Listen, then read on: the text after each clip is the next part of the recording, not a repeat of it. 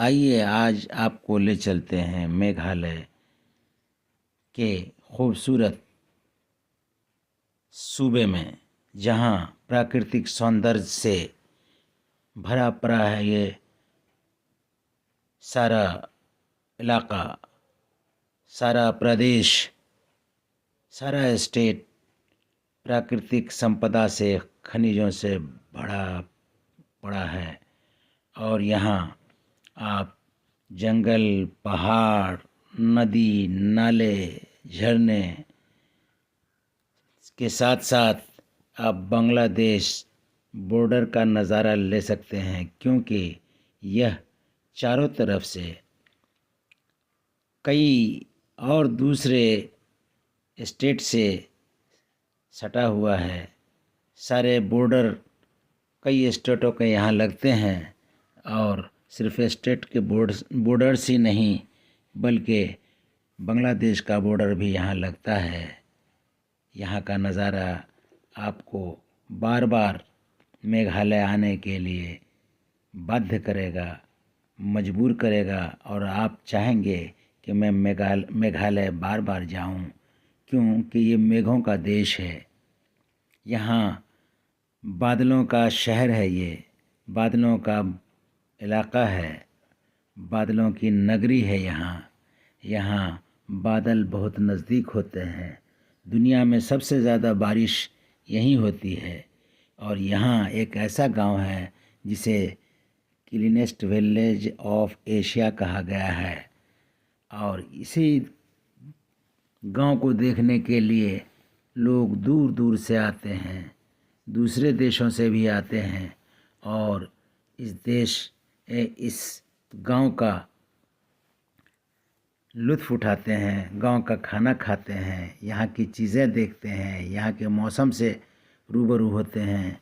और आगे ही बांग्लादेश बॉर्डर है, जहाँ झील है, वो पारदर्शी झील है, जिसमें आप नीचे में देख सकते हैं कि नीचे में किस तरह से क्या गिरा हुआ है। ज़मीन की तह दिखाई देती है और बहुत खूबसूरत नज़ारा आता है।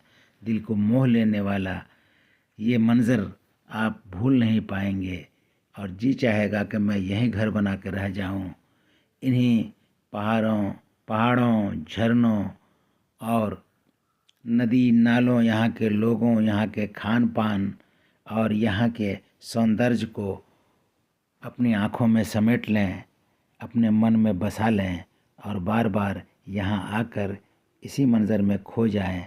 देखिए, झरना बह रहा है, और इस झरने में लोग कितना लुत्फ़ उठा रहे हैं। झरने के पास हैं, और इस झरने में कश्तियाँ चलती हैं, नावें चलती हैं। और इन कश्तियों पर जब मैं जा रहा था तो मेरा मल्लाह, मेरा नाखुदा एक गीत गा रहा था, और बहुत खूबसूरत गीत था वो आदमी भी बहुत सीधा साधा गांव का लड़का था।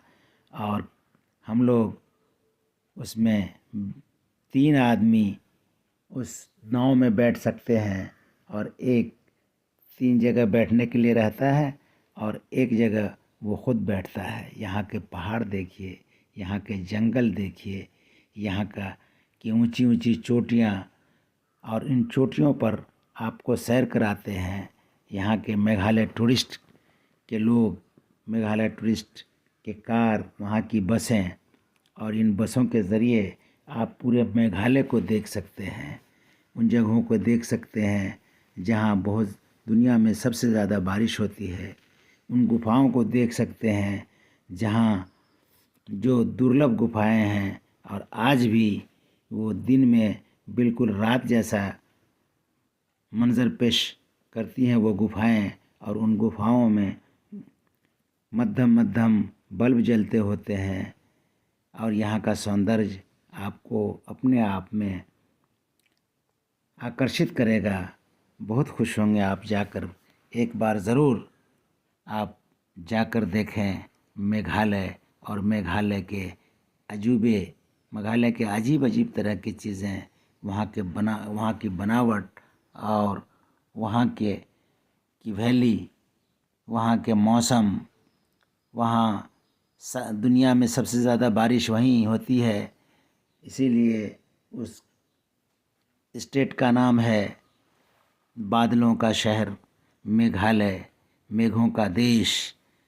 और वहाँ लोग आते हैं सिर्फ इसीलिए कि आप बादलों का, बारिश का आनंद ले सकें और देख सकें कि मेघालय इसका नाम क्यों है, कितनी हरियाली है वहाँ। कहा गया है कि वहाँ की हरियाली देखने के लिए लोग दूर दूर से आते हैं। और वहाँ के पहाड़, गुफाएं, और सबसे बड़ी बात है कि वहाँ जब पुल नहीं बन रहे थे इधर, तो वहाँ पुल बनाना मुश्किल था, तब लोग दो पेड़ों को जोड़कर पुल का काम लेते थे। और दो पेड़ की जड़ों को एक नदी पर मिला देते थे, और वही जड़ें मजबूत हो जाती थी, उस पर चल के लोग जाते थे, जानवर चलते थे। और पुल का काम लोग इस तरह से लेते थे, जबकि वहाँ पुल बनाने की कोई सहूलत नहीं थी। पहाड़ी इलाका होने की वजह से वहाँ जाना मुश्किल था, सामान पहुँचाना मुश्किल था, लेकिन तब भी वहाँ के लोगों ने जीना सीख लिया, उन मुश्किल हालात में रहना सीख लिया, और वहाँ अपने तरफ से सब कुछ किया। सरकार के मदद की ज़रूरत नहीं, अपना हाथ, अपनी मेहनत और साथी हाथ बढ़ाना के उसूल पर चला। एक अकेला थक जाएगा, मिलकर बोझ उठाना।